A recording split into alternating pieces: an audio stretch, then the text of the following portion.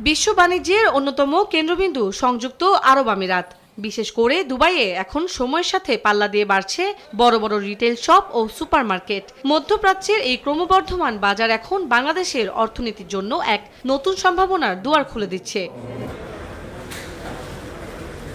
Dubai সহ উপসাগরীয় দেশগুলোতে supply chain ও logistics খাতের দ্রুত উন্নতি হচ্ছে, ফলে তৈরি হচ্ছে দক্ষ জনশক্তির বিশাল চাহিদা।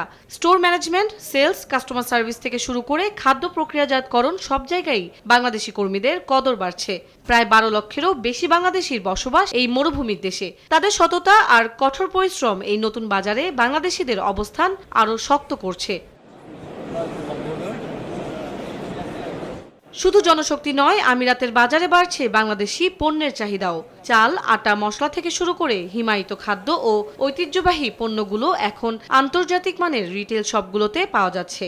সরাসরি ফ্যাক্টরি থেকে পণ্য আসায় মধ্যস্বত্বভোগী নেই, ফলে সাশ্রয়ী মূল্যে এসব কেনা যাচ্ছে। প্রবাসী বাংলাদেশিরাও নিজেদের দেশের পণ্য হাতের নাগালে পেয়ে বেশ খুশি। যদি এরকম কোনো বাংলাদেশি থাকে যারা এসে এখানে কাজ করতে চায়, তারা আমাদের এখানে এসে সিভি দিতে পারে।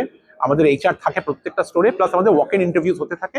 তারা আসলে সেখান থেকেও আমরা বাংলাদেশি প্রচুর নিই এবং খুব আনন্দের সাথে বলতে পারি আমি নিজে বাঙালি হয়ে যে সেই জিনিসটাকে আমি প্রচন্ডভাবে সাপোর্টও করি এবং আমি চাই যাতে আরো লোক আসে এখানে। কর্মসংস্থান বাড়লে সরাসরি তার প্রভাব পড়ছে দেশের রেমিটেন্স প্রবাহে। বৈধ পথে আসা এই অর্থ শক্তিশালী করছে দেশের বৈদেশিক মুদ্রার রিজার্ভ। তবে এই সুযোগ কাজে লাগাতে প্রয়োজন কর্মীদের দক্ষতা বৃদ্ধি এবং পণ্যের মান নিয়ন্ত্রণ।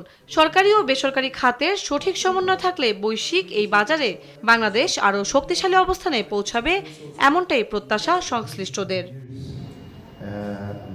নিউজ ডেস্ক, দেশ টিভি।